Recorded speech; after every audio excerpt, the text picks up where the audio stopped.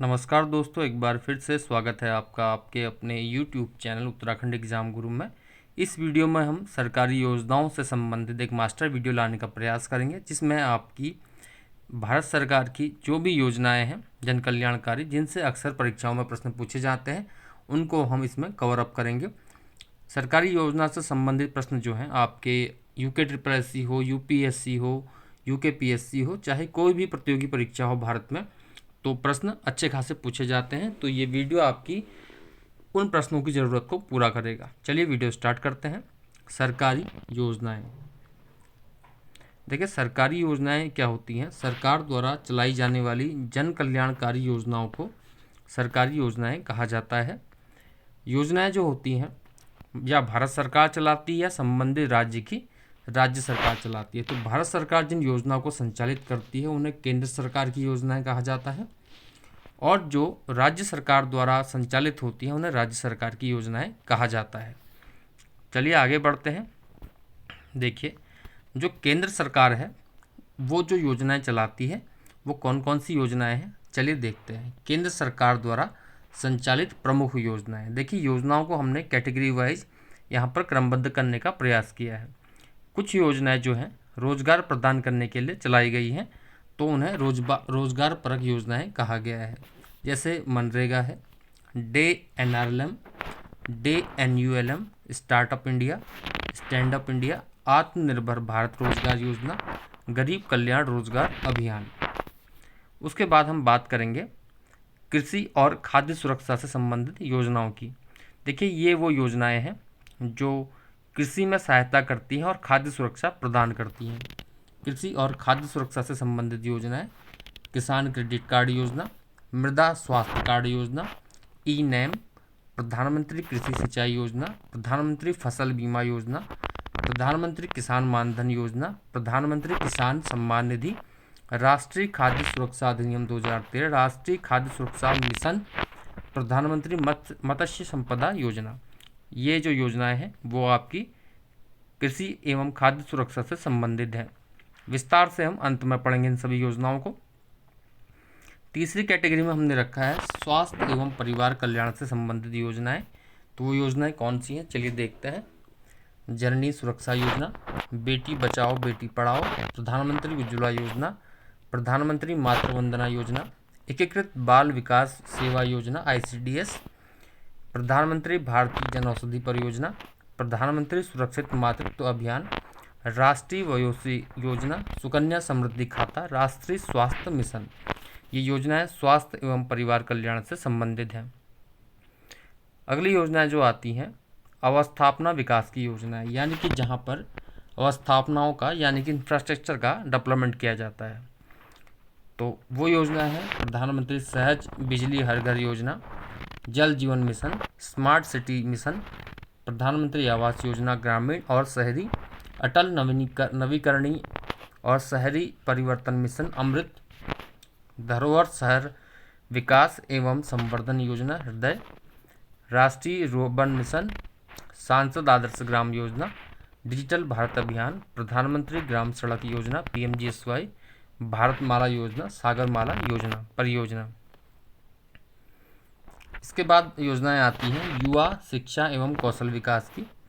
तो इसमें जो प्रमुख योजनाएं हैं वो हैं प्रधानमंत्री कौशल विकास योजना, अटल नवाचार मिशन, प्रधानमंत्री मध्याह्न भोजन नियम 2015, प्रधानमंत्री युवा योजना, ज्ञान योजना, खेलो योजना, प्रधानमंत्री विश्वकर्मा योजना। इम्पॉर्टेंट योजना है 2023 की। अगली जो टाइप आता है योजनाओं का वो आता है उद्योग निवेश एवं व्यापार से संबंधित योजनाएं। तो इसमें जो है make in India, Deendayal Upadhyay Shramev Jayate, Samarth और पेंसिल पोर्टल प्रमुख हैं।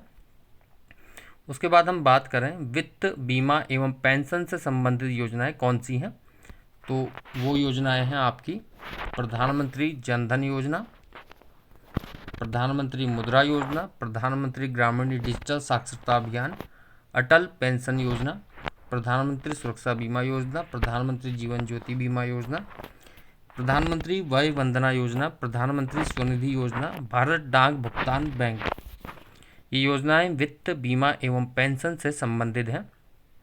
इसके बाद हम बात करें अन्य योजनाएं जो हैं जिनसे अक्सर परीक्षाओं में प्रश्न पूछे जाते हैं, उनमें प्रमुख हैं प्रधानमंत्री गरीब कल्याण योजना, स्वच्छ भारत अभियान, दीनदयाल स्पर्श योजना, उड़ान आदि योजनाएं। तो चलिए अब हम स्टार्ट करते हैं कि योजनाओं में कौन कौन से प्रश्न अक्सर पूछे जाते हैं। तो हम बात कर रहे थे कि योजनाओं से कौन से प्रश्न पूछे जाते हैं। योजनाओं से जो प्रश्न पूछे जाते हैं तो उनको हमने इस प्रकार से कैटेगरी वाइज विभाजित किया है। तो प्रश्न अक्सर पूछे जाते हैं कि योजना कब प्रारंभ हुई थी, यानी कि उसका प्रारंभ वर्ष, योजना का उद्देश्य, वित्त पोषण यानी कि योजना को फाइनेंस किस प्रकार किया जाता है, कौन सा विभाग उसको वित्त पोषित करता है, और क्रियान्वयन कौन सा विभाग करता है, लक्षित वर्ग और या उसका लक्ष्य क्या है। लक्षित वर्ग का मतलब ये है कि योजनाओं से कौन सा वर्ग या कौन सा तबका जो है लाभान्वित होता है। तो ये प्रश्न प्रत्येक योजना के संबंध में अक्सर पूछे जाते हैं। तो इसी क्रम में हम पहली योजना स्टार्ट करते हैं, मनरेगा। मनरेगा बहुत इम्पोर्टेंट योजना है और इससे अक्सर हर परीक्षा में प्रश्न बनते हैं। तो मनरेगा योजना को हम स्टार्ट करते हैं। हमारे मास्टर वीडियो की पहली योजना है मनरेगा। देखिए मनरेगा योजना का प्रारंभ कब हुआ था। राष्ट्रीय ग्रामीण रोजगार गारंटी योजना नरेगा यानी कि national rural employment guarantee act, इसका शुभारंभ 2 फरवरी 2006 को हुआ था। ये महत्वपूर्ण है कि योजना की शुरुआत कब हुई थी, क्योंकि इससे अक्सर परीक्षाओं में प्रश्न पूछे जाते हैं और पूछे भी गए हैं। तो इसको आप नोट करेंगे, 2 फरवरी 2006 की डेट को आप नोट कर लीजिए, मनरेगा स्टार्टिंग की डेट है। जब ये योजना स्टार्ट हुई तो उस समय आंध्र प्रदेश के अनंतपुर से इसका शुभारंभ किया गया था। आगे हम देखें कि प्रारंभ में योजना जो है वो भारत के केवल 200 जिलों में इस योजना को लागू किया गया था। बाद में 1 अप्रैल 2008 से ये पूरे देश में लागू हो गई और 2 अक्टूबर 2009 से योजना का नाम परिवर्तित करके नरेगा से मनरेगा कर दिया गया। यानी कि पहले नाम इसका नरेगा था, national rural employment guarantee act, और इसके आगे महात्मा गांधी के नाम के अनुसार MG नरेगा यानी कि महात्मा गांधी नरेगा इसका नाम कर दिया गया। तो ये प्रश्न उत्तराखंड PCS में पूछा गया था कि नरेगा का नाम मनरेगा कब किया गया। मनरेगा यानी कि Mahatma Gandhi national rural employment guarantee act 2005। तो ये डेट इंपॉर्टेंट है, आपको याद होनी चाहिए। आगे देखते हैं योजना के उद्देश्य। देखिए योजना के जो प्रमुख उद्देश्य हैं उनको हम देख लेते हैं। ये है योजना के उद्देश्य। उद्देश्य है कि प्रत्येक परिवार को कम से कम वर्ष में 100 दिन का रोजगार उपलब्ध करवाना, ये प्रमुख उद्देश्य है। प्रश्न आता है कि नरेगा का उद्देश्य कम से कम कितने दिन का रोजगार उपलब्ध करवाना है, तो 100 दिन इसका आंसर हो जाएगा।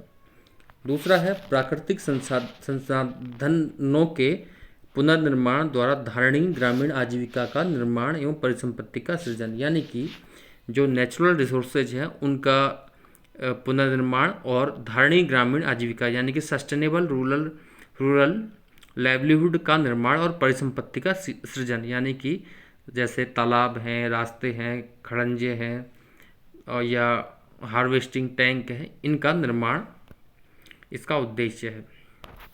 योजना में अगर आप आवेदन करते हैं और 15 दिन के भीतर आपको रोजगार नहीं मिलता है तो बेरोजगारी भत्ते का प्रावधान है। प्रश्न इस प्रकार से आता है कि कितने दिन के अंदर मनरेगा में रोजगार न मिलने पर बेरोजगारी भत्ते का प्रावधान है, तो 15 दिन इसका आंसर हो जाएगा। इसका फाइनेंस किस प्रकार होता है, वित्त पोषण किस प्रकार होता है। देखिए वित्त पोषण, इसमें जो अकुशल श्रम दिया जाता है उसका 100% जो होता है वो केंद्र सरकार देती है, और जो सामग्री लगती है किसी योजना को बनाने में उसका 75% जो है केंद्र सरकार देती है, और सामग्री अंश का 25% राज्य सरकार देती है। यानी कि इसमें अकुशल श्रम जो है वो टोटली केंद्र सरकार देती है, और सामग्री अंश जो है उसका 75% सेंट्रल गवर्नमेंट देती है, और सामग्री अंश का 25% स्टेट गवर्नमेंट देती है जिस राज्य में योजना संचालित होती है। और विशेष क्या है कि वर्ष 2023-24 के बजट में इस योजना के लिए 60,000 करोड़ के बजट का प्रावधान किया गया है। ये प्रश्न भी पूछा जाता है कि वर्ष 2023-24 या जिस वर्ष में आप चल रहे हैं उस वर्ष के बजट में योजना हेतु कितने करोड़ का प्रावधान किया गया है। तो वर्ष 2023-24 के बजट में मनरेगा हेतु 60,000 करोड़ के बजट का प्रावधान किया गया है। अब देखते हैं क्रियान्वयन कौन सा विभाग जो है इस योजना को क्रियान्वित करता है। तो इस योजना के क्रियान्वयन के लिए ग्राम्य विकास विभाग जो है वो नोडल विभाग है उस ग्राम्य विकास विभाग नोडल विभाग है, यानी कि मुख्य विभाग जो है इसमें सम्मिलित वो ग्राम्य विकास विभाग है। बात करते हैं लक्षित वर्ग की, यानी कि कौन सा वर्ग इससे लाभान्वित हो जाएगा या कौन इसमें काम कर सकता है। तो ग्रामीण क्षेत्रों में रहने वाले वे सभी व्यक्ति जो अकुशल श्रम करने के इच्छुक हैं वो इस योजना में काम करने के लिए आवेदन कर सकते हैं, यानी कि केवल वयस्क सदस्य 18 साल से ऊपर का कोई भी व्यक्ति जो अकुशल श्रम करने का इच्छुक है इस योजना में काम कर सकता है, जॉब कार्ड के माध्यम से काम के लिए आवेदन कर सकता है। तो ये थी नरेगा। अब हम बात करते हैं अगली योजना की। अब बात करते हैं दीनदयाल उपाध्याय अंत्योदय योजना राष्ट्रीय ग्रामीण आजीविका मिशन यानी कि DNRLM की। योजना का नाम आप नोट कर लेंगे। अब हम बात करेंगे प्रमुख तथ्यों की। देखिए योजना जो है कब प्रारंभ हुई, सबसे पहले उस पॉइंट पे बात करते हैं। योजना जो है 3 जून 2011 को राष्ट्रीय ग्रामीण आजीविका मिशन जो है वो प्रारंभ हुई। National rural livelihood mission, short में NRLM इसको कहा जाता है। और नवंबर 2015 से योजना का जो नामकरण है नाम बदल के क्या कर दिया गया, दीनदयाल अंत्योदय योजना राष्ट्रीय ग्रामीण आजीविका मिशन, यानी कि दीनदयाल अंत्योदय योजना के आगे नाम जोड़ा गया, DNRLM इसको कहा गया। तो 2015 में इसका नाम DNRLM कहा गया NRLM से। अगली बात करते हैं इस योजना के प्रमुख उद्देश्य क्या हैं। देखिए योजना के जो प्रमुख उद्देश्य हैं वो है ग्रामीण परिवार को लाभकारी स्वरोजगार व कुशल रोजगार के अवसर उपलब्ध करवाना और उनकी आजीविका में उससे सुधार करवाना, ये इसका उद्देश्य है। योजना का वित्त पोषण कैसे होता है वो देखते हैं, यानी कि योजना फाइनेंस कौन करता है। देखिए DNRLM जो है इस योजना को ये केंद्र प्रायोजित योजना है। इसका जो वित्तीयन होता है वो केंद्र और राज्य में 75% और 25% के अनुपात में होता है। जो विशेष राज्य होते हैं जैसे सिक्किम और पूर्वोत्तर राज्य, उनमें इस योजना में 90% जो है वो केंद्र सरकार देती है और 10% राज्य सरकार देती है। उत्तराखंड में भी केंद्र जो है 90% देती है और राज्य जो है 10% इस योजना में देता है। वर्ष 2023-24 के बजट में योजना हेतु जो है 14,129 करोड़ के बजट का प्रावधान किया गया है। अब बात करें क्रियान्वयन कौन सा मंत्रालय विभाग करता है, तो इसका क्रियान्वयन जो है ग्रामीण विकास मंत्रालय करता है। लक्षित वर्ग की बात करें, यानी कि इसमें जो वर्ग लक्षित या लाभार्थी जो होंगे वो ग्रामीण गरीब परिवार की महिलाओं को स्वयं सहायता समूह में लाना। तो इस योजना में जो लाभार्थी या लक्षित वर्ग है वो ग्रामीण गरीब परिवार की महिलाएं हैं, उनको SHG यानी कि स्वयं सहायता समूह में लाना इस योजना का उद्देश्य है। तो ये थी DNRLM। अब उसी की तर्ज पर जो DNULM है जो शहरों में चलती है उस योजना की बात करते हैं। दीनदयाल अंत्योदय योजना राष्ट्रीय शहरी आजीविका मिशन DNULM, यानी कि दीनदयाल अंत्योदय योजना नेशनल अर्बन लाइवलीहुड मिशन। ये योजना शहरी क्षेत्रों में चलती है। योजना का प्रारंभ कब हुआ? योजना का प्रारंभ जो हुआ 23 सितंबर 2013 को हुआ था। इस योजना का उद्देश्य जो है उसकी बात करते हैं। शहरों में गरीबी निवारण हेतु योजना को लाया गया। योजना जो है कौशल आधारित रोजगार के अवसरों को बढ़ाने के लिए लाई गई है और कौशल आधारित रोजगार के अवसर को बढ़ाकर स्वरोजगार को बढ़ावा देकर आजीविका के मुद्दों का निवारण करना योजना का उद्देश्य है। तो 3 प्रमुख उद्देश्य हैं, इनको देख लेंगे, इनसे प्रश्न अक्सर बनते हैं। योजनाओं के उद्देश्य क्या है। अब बात करते हैं योजना के वित्त पोषण यानी कि फाइनेंस की। वित्त पोषण, इसको आप लिख लेंगे केंद्र प्रायोजित योजना ये है। इसमें जो है केंद्र जो है 75% देता है, राज्य जो है 25% इसमें अंशदान देता है योजना में। और विशेष राज्यों हेतु पूर्वोत्तर राज्य और जो सिक्किम पूर्वोत्तर राज्य इसमें है, इनमें 90% और 10% का रेशियो है केंद्र और राज्य में। बात करें क्रियान्वयन या कार्यान्वयन की, तो इसका जो कार्यान्वयन होता है इस योजना का, वो आवास एवं शहरी गरीबी उपशमन मंत्रालय इसमें नोडल विभाग है। लक्षित वर्ग जो है यानी कि कौन सा वर्ग लाभान्वित होता है, तो इसमें शहरी गरीब, शहरी बेघर, शहरी फेरी और रेहड़ी वाले जो हैं इसमें लक्षित वर्ग हैं, यानी कि इन वर्गों को इसमें सम्मिलित किया जाता है। अगली योजना जो है स्टार्टअप इंडिया है, और हमने योजनाओं के उसी पार्ट को सम्मिलित किया है जो आपके प्रतियोगी परीक्षाओं के लिए काम आएंगे। स्टार्टअप योजना का प्रारंभ की बात करें तो योजना जो है 16 जनवरी 2016 को माननीय प्रधानमंत्री श्री नरेंद्र मोदी जी द्वारा स्टार्ट की गई थी। तो डेट आप याद कर लीजिए। योजना का उद्देश्य क्या है स्टार्टअप इंडिया का? देश के युवाओं को स्वरोजगार हेतु प्रोत्साहित करना, यानी कि देश में जो युवा शक्ति है उनको स्वरोजगार के लिए प्रोत्साहित करना, यानी कि वो काम मांगने वाले से काम देने वाले बने। और कारोबार की शुरुआत हेतु सहायक वातावरण का सृजन करना, यानी कि कारोबार की स्टार्टिंग करने में युवाओं को मदद करना और उसके लिए एनवायरनमेंट बनाना। नवाचार नवोन्मेष को बढ़ावा देना, इनोवेशन को बढ़ावा देना। इसके लिए जो मानदंड या मापदंड निर्धारित किए गए हैं वो क्या हैं, चलिए देखते हैं।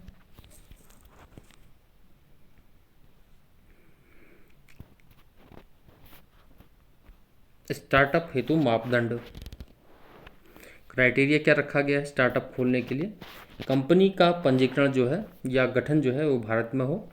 किसी वित्तीय वर्ष में कंपनी का वार्षिक कारोबार या टर्नओवर जो है 25 करोड़ से अधिक ना हो। 25 करोड़ से अधिक का टर्नओवर किसी कंपनी का नहीं होना चाहिए। अगला जो मापदंड है, संस्था का पंजीकरण जो है या निगमीकरण जो है वो 5 वर्ष से पूर्व नहीं होना चाहिए, ये इसके लिए शर्त है। और पहले से कोई उद्यम स्टार्ट है तो पहले से अस्तित्व वाले किसी व्यवसाय के विभाजन या उसके पुनर्निर्माण के माध्यम से बनाई गई किसी संस्था को स्टार्टअप नहीं माना जाएगा। यानी कि कोई पुराना व्यवसाय चला था उसको अगर हम पुनर्निर्माण कर रहे हैं या उससे किसी संस्था को गठित कर रहे हैं तो वो स्टार्टअप नहीं माना जाएगा। कार्य योजनाएं, यानी कि स्टार्टअप खोलने के लिए गवर्नमेंट की जो प्लानिंग है वो किस प्रकार से है। कार्य योजनाएं, कंपनियों का ई पंजीकरण, ऑनलाइन पंजीकरण, प्रथम 3 वर्षों में निरीक्षण कार्य से मुक्ति, स्वप्रमाणन की शुरुआत यानी कि सेल्फ ऑथेंटिकेशन की शुरुआत, startup hub, up India hub का निर्माण, आसान निकास नीति, स्टार्टअप की ज़रूरतों को पूरा करने के लिए 10,000 करोड़ रुपए के फंड ऑफ फंड्स की स्थापना। प्रश्न ये पूछा जाएगा कि कितने हज़ार करोड़ के फंड ऑफ फंड्स की स्थापना स्टार्टअप के लिए की गई है। इसका क्रियान्वयन जो करता है वो औद्योगिक नीति और संवर्धन विभाग द्वारा इसका क्रियान्वयन किया जाता है, जिसे शॉर्ट में DIPP भी कहा जाता है, department of industrial policy and propagation, DIPP। और इसके द्वारा संचालन किया जाता है। और इसमें जो भागीदार विभाग हैं, मानव संसाधन विकास मंत्रालय और विज्ञान एवं प्रौद्योगिकी विभाग इसमें भागीदार विभाग हैं। तो प्रश्न ये पूछा जा सकता है कि स्टार्टअप इंडिया में कौन नोडल विभाग है और कौन भागीदार विभाग है। आगे बात करें स्टैंड अप इंडिया, इस योजना से भी अक्सर प्रश्न परीक्षाओं में पूछे जाते हैं। स्टैंड अप इंडिया योजना का प्रारंभ जो हुआ था वो 15 अगस्त 2015 को इस योजना की शुरुआत करने की घोषणा माननीय प्रधानमंत्री जी द्वारा की गई थी। मुख्य बिंदु जो है 5 अप्रैल 2016 को योजना को स्टार्ट किया गया। उस दिन बाबू जगजीवन राम का जन्मदिन था एवं बाबा साहब अम्बेडकर, डॉक्टर भीमराव अम्बेडकर की 125वीं जयंती का वर्ष था। तो 5 अप्रैल 2016 को योजना प्रारंभ हुई, ये तिथि आपको नोट करनी है। योजना का उद्देश्य क्या है स्टैंड अप इंडिया का? इसका जो उद्देश्य है संस्थागत साख यानी कि इंस्टीट्यूशनल क्रेडिट, यानी कि किसी बैंक से लोन या साख जिसे कहा जाता है तक SC ST, ये प्रश्न इम्पोर्टेंट इससे बनता है कि कौन सा वर्ग इसमें सम्मिलित किया गया है। तो SC ST और महिला उद्यमी जो है उन तक क्रेडिट की पहुंच को आसान बनाना। तो संस्थागत साख तक SC ST एवं महिला उद्यमियों की जो पहुंच है उसको आसान बनाने के लिए योजना को स्टार्ट किया गया। और जो उपरोक्त वर्ग हैं, जो दिए गए वर्ग हैं SC ST और महिला वर्ग को देश की आर्थिक समृद्धि में भागीदार बनाने के लिए योजना को स्टार्ट किया गया स्टैंड अप इंडिया। अगर हम बात करें योजना के वित्त पोषण और क्रियान्वयन की, तो वित्त पोषण यानी कि फाइनेंस इस योजना को कौन करता है और क्रियान्वयन किस प्रकार से किया जाता है। नए उद्यमों को बैंक से वित्त पोषण और दूसरे प्रोत्साहनों की पेशकश की जाती है। तो क्रियान्वयन किया जाता है बैंकों से लोन देके, बैंक फाइनेंस करता है किसी भी उद्यम को जो उपरोक्त वर्गों के हैं, जो हमने ऊपर बताया आपको SC ST और महिला। बाकी स्टैंड अप पहल की प्रक्रिया का संचालन जो होता है भारतीय लघु विकास बैंक करता है। SIDB इसको कहा जाता है, small industrial development bank of India. लघु औद्योगिक विकास जिसको कहा जाता है, यहाँ पर औद्योगिकी छूट गया है, लघु औद्योगिकी विभाग इसको संचालित करता है। भारतीय लघु औद्योगिकी विकास bank, small industrial development bank of India इसको संचालित करता है। और SIDB और नाबार्ड के जो कार्यालय हैं वो स्टैंड अप कनेक्ट केंद्रों के रूप में निर्धारित किए गए हैं। तो प्रश्न ये बन सकता है कि स्टैंड अप इंडिया के कनेक्ट केंद्रों के रूप में किन्हें बनाया गया है या निर्धारित किया गया है? तो SIDB और नाबार्ड के कार्यालय हो जाएंगे। चलिए अगला बिंदु देखते हैं, लक्षित वर्ग कौन है या इस योजना से किस वर्ग को लाभ मिलता है? तो लक्षित वर्ग जो है वो SC ST और महिला उद्यमी हैं, मैंने आपको पहले ही बताया। संस्थागत साख यानी कि इंस्टीट्यूशनल क्रेडिट तक SC ST और महिला उद्यमियों की पहुंच को आसान बनाना। और उसके लिए क्या प्रोसेस अपनाई गई है देखिए,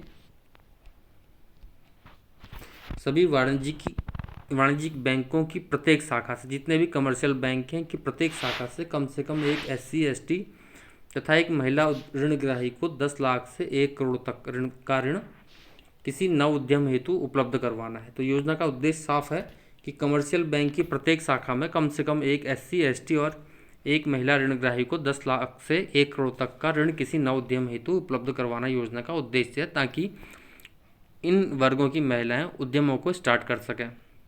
इसके लिए पात्रता क्या रखी गई है देखिए, कौन कौन इसमें पात्र हो सकता है। तो ये प्रमुख बिंदु है इस योजना का जो परीक्षाओं में पूछा जाता है कि कौन सा वर्ग इसके लिए पात्र है। SC ST व महिला उद्यमी 18 वर्ष से ऊपर की जितने भी वयस्क होंगे उपरोक्त वर्गों के वो इसके लिए पात्र होंगे। ऋण जो होगा केवल नई परियोजनाओं के लिए यानी कि ग्रीनफील्ड प्रोजेक्ट्स के लिए दिया जाएगा। ऋण ग्राही जो होगा किसी बैंक या वित्तीय संस्था का दोषी या डिफॉल्टर नहीं होना चाहिए। जो लोनी है वो किसी बैंक का डिफॉल्टर नहीं होना चाहिए, ये इसकी शर्तें हैं। तो ये थी स्टैंड अप इंडिया योजना। अब बात करते हैं आत्मनिर्भर भारत रोजगार योजना। देखिए आत्मनिर्भर भारत योजना, इससे अक्सर प्रश्न पूछे जाते हैं। योजना को नोट करेंगे, फिर प्रारंभ वर्ष आप देखेंगे। योजना 1 अक्टूबर 2020 से प्रारंभ हुई। योजना का उद्देश्य है उन नियोक्ताओं को यानी कि उन एम्प्लॉयर्स को ये प्रोत्साहित करती है, यानी कि एम्प्लॉयर्स यानी कि जो किसी को नौकरी देते हैं उन एम्प्लॉयर्स को प्रोत्साहित करती है। और कोविड-19 में नौकरी गंवाने वाले और जो नए कर्मचारियों को रोजगार देने वाले नियोक्ता हैं, निम्न आय वर्ग के जो कर्मचारी हैं उनको नियुक्त करने वाले जो एम्प्लॉयर्स हैं उनको ये प्रोत्साहित करती है। कोविड-19 में जिन लोगों ने नौकरी गंवाई थी उन लोगों को नियुक्ति देने वाले या उद्यमी या फिर नियोक्ता और जो निम्न आय वर्ग के लोग हैं उन नियोक्ताओं या एम्प्लॉयर्स को प्रोत्साहित करने के लिए योजना लाई गई थी। योजना का कार्यान्वयन जो है वो इस प्रकार होता है। तो योजना जो है वर्ष 2020 से 23 तक के लिए कुल 22,810 करोड़ के व्यय की अनुमति इस योजना में दी गई थी। हालांकि इससे प्रश्न अब नहीं बनते हैं, फिर भी एक जनरल इन्फॉर्मेशन आपको होनी चाहिए। जो अहर् नियोक्ता हैं या क्वालिफाइड एम्प्लॉयर्स हैं इस योजना में, और एवं नए कर्मचारियों को 30 जून 2021 तक इसमें पंजीकरण करवाना था। तो ये कोविड के टाइम पे लाई गई योजना थी, इससे अक्सर अब प्रश्न नहीं पूछे जाते, इसलिए हमने इसको शॉर्ट में कवर अप किया है। अगली जो योजना है वो है गरीब कल्याण रोजगार अभियान। गरीब कल्याण रोजगार अभियान GKRA योजना को प्रारंभ किया गया था 20 जून 2020 को। योजना का उद्देश्य क्या था? योजना का उद्देश्य है कोविड-19 से प्रभावित जो बड़ी संख्या में अपने गांव लौटने वाले प्रवासी कामगार थे, उनको अपने ही क्षेत्र में आजीविका के अवसर उपलब्ध करवाना योजना का उद्देश्य था। तो इसके बारे में कुछ प्रमुख तथ्य देख लेते हैं मोटे मोटे। ये अभियान 125 दिवसीय था। 6 राज्यों के 116 जनपदों में इस योजना को संचालित किया गया था। ये केवल उन जनपदों में इनमें चयन किया गया था जहां वापस लौटे कामगारों की संख्या 25,000 या उससे अधिक थी। तो इस योजना के संचालन के लिए विभिन्न विभागों के 25 कार्य क्षेत्र लिए गए थे। वो 25 कार्य क्षेत्रों में कुछ प्रमुख जो थे, जैसे कि जो प्रवासी कामगार वापस लौटे हैं उनको प्रधानमंत्री आवास योजना ग्रामीण, या फिर पौधरोपण, या ग्राम पंचायत भवन निर्माण, या आंगनबाड़ी केंद्र, प्रधानमंत्री ग्रामीण सड़क योजना, जल जीवन मिशन आदि में रोजगार उपलब्ध करवाना था अपने ही क्षेत्रों में, ताकि वो उनकी बेरोजगारी दूर हो सके। तो अगली योजना इसी क्रम में मृदा स्वास्थ्य कार्ड योजना, या कृषि से संबंधित योजना है मृदा स्वास्थ्य कार्ड योजना। इससे अक्सर प्रश्न पूछे जाते हैं। योजना का प्रारंभ हुआ था 19 फरवरी 2015 को, इम्पोर्टेंट डेट है, इसको नोट करेंगे आप। और इस योजना का प्रारंभ प्रधानमंत्री श्री नरेंद्र मोदी जी ने राजस्थान के सूरतगढ़ में मृदा स्वास्थ्य कार्ड योजना की शुरुआत की थी। सॉइल हेल्थ कार्ड स्कीम इसका नाम है इंग्लिश में। इसका शुभारंभ किया गया था माननीय प्रधानमंत्री द्वारा। इसमें मोदी जी ने नारा दिया था, स्वस्थ धरा खेत हरा का नारा इस योजना की लॉन्चिंग के मौके पर दिया गया था। योजना का उद्देश्य क्या है? प्राकृतिक संसाधनों के संरक्षण और मृदा स्वास्थ्य में सुधार करना तथा जल संसाधनों के अनुकूलतम उपयोग को सुनिश्चित करना। वो कैसे होगा उसको आगे हम देखेंगे। और कृषि को अधिक उत्पादक, धारणीय, सस्टेनेबल और पर्यावरण के प्रति लोचशील बनाना। योजना जो क्रियान्वित करता है वो विभाग है आपका कृषि मंत्रालय के कृषि एवं सहकारिता विभाग की देखरेख में योजना लागू है। इसके लाभार्थी जो होंगे वो भारत के किसान होंगे। और प्रमुख तथ्य है, केंद्र सरकार की इस योजना में किसान अपने खेत की मिट्टी की जांच करा सकेंगे। और मृदा स्वास्थ्य कार्ड वस्तुतः एक ऐसा कार्ड है जिसमें मिट्टी के स्वास्थ्य की वर्तमान स्थिति के बारे में सूचनाएं संग्रहित की जाती हैं। तो इसमें एक कार्ड आपको दिया जाता है और जो आपकी मिट्टी की स्वास्थ्य की स्थिति है उसको बताया जाता है। तो मुख्य पॉइंट्स जो है आप स्क्रीन में देखेंगे अपनी। इसमें जो मृदा स्वास्थ्य कार्ड होता है उसमें 12 पैरामीटर्स होते हैं, जिसमें पोषक तत्व और भौतिक जो पैरामीटर होते हैं, जैसे पोषक तत्वों में NPK और या ETC जो भी आपके पोषक तत्वों की आवश्यकता होती है मिट्टी में कितने मौजूद हैं उस पैरामीटर को। और भौतिक पैरामीटर लिए जाते हैं, फिजिकल पैरामीटर जैसे मिट्टी का pH, विद्युत चालकता आदि। दूसरा पॉइंट जो है मृदा स्वास्थ्य कार्ड के बारे में, ये प्रत्येक 3 वर्ष में एक बार जारी किया जाता है कार्ड। और वैज्ञानिक तरीके से खेती को प्रोत्साहन करना इस योजना का उद्देश्य है। अगर आपको अपनी मिट्टी की स्थिति पता होगी तो आपको ये पता होगा कि कितना इसमें अब पोषक तत्व पड़ना है, किस पोषक तत्व की कमी है और कौन सी फसलें इसमें बोई जा सकती हैं। इसमें जो मिट्टी की सैंपलिंग की जाती है वो किस प्रकार होती है देखते हैं। सैंपल जो लिए जाते हैं सिंचित क्षेत्रों में 2.5 हेक्टेयर के ग्रिड से लिए जाते हैं और असिंचित क्षेत्रों में 10 हेक्टेयर के ग्रिड से सैंपल लिए जाते हैं। तो ये थी मृदा स्वास्थ्य कार्ड योजना। इससे अच्छे खासे प्रश्न बनते हैं, इनको आप नोट कर लीजिए या स्क्रीनशॉट ले लीजिए। अगली योजना है 10वीं e national agriculture market, e NAM इसको कहा जाता है। योजना प्रारंभ हुई थी आपकी 14 अप्रैल 2016 को। प्रधानमंत्री श्री नरेंद्र मोदी जी द्वारा राष्ट्रीय कृषि बाजार के लिए ई ट्रेडिंग प्लेटफॉर्म या ई नैम का शुभारंभ किया गया। योजना का उद्देश्य देखते हैं।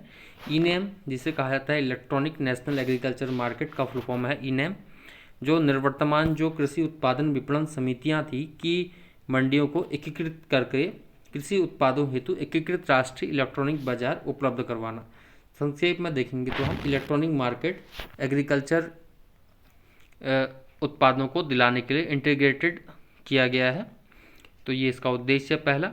और कृषि उपज के गुणवत्ता मानकों में एकरूपता लाने तथा खरीदारों को सूचित बोली हेतु सक्षम बनाने हेतु प्रत्येक बाजार में गुणवत्ता परीक्षण का प्रावधान करवाना इस योजना का दूसरा उद्देश्य है। अगली अगर हम पॉइंट्स की बात करें कि इस योजना का अगला जो उद्देश्य है, चलिए स्लाइड में इतना ही है, मैं मौखिक आपको बता देता हूँ। इसमें यह है कि आपका जो मंडियां हैं इनको ऑनलाइन किया जाएगा, जिससे किसानों को अपनी फसल की कीमत सही मिलेगी और किस जगह कौन सा भाव चल रहा है उसको एकीकृत किया जाएगा। तो आप अपने मोबाइल में या अपने जो कंप्यूटर है या कहीं पर भी आप ऑनलाइन माध्यम से देख सकते हैं कि भारत की किस मंडी में आज का रेट क्या है, ऑनलाइन माध्यम से देखा जा सकता है, जिससे किसानों को सीधा लाभ इसका मिलेगा। तो आज की वीडियो में हमने जो योजनाएं कवर अप की वो हमने करीबन 10 योजनाओं को विस्तार से पढ़ा और बाकी योजनाओं को हमने क्रमवार पढ़ा है। शेष योजनाएं हम धीरे धीरे कवर करेंगे। इसमें आपके सहयोग की आवश्यकता है। अगर आपने ये वीडियो पूरा देख लिया है तो आप कमेंट ज़रूर करें कि हम अपना अगला वीडियो जो है अन्य योजनाओं को लेके आएँ, जिसमें हम अन्य सभी योजनाएं कवर कर लें। अगर अधिक से अधिक लोग हमें सपोर्ट करते हैं तो जल्द ही अगला वीडियो आएगा। फिलहाल इस वीडियो में इतना ही।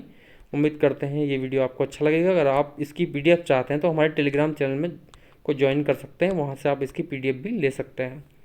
तो थैंक यू वेरी मच।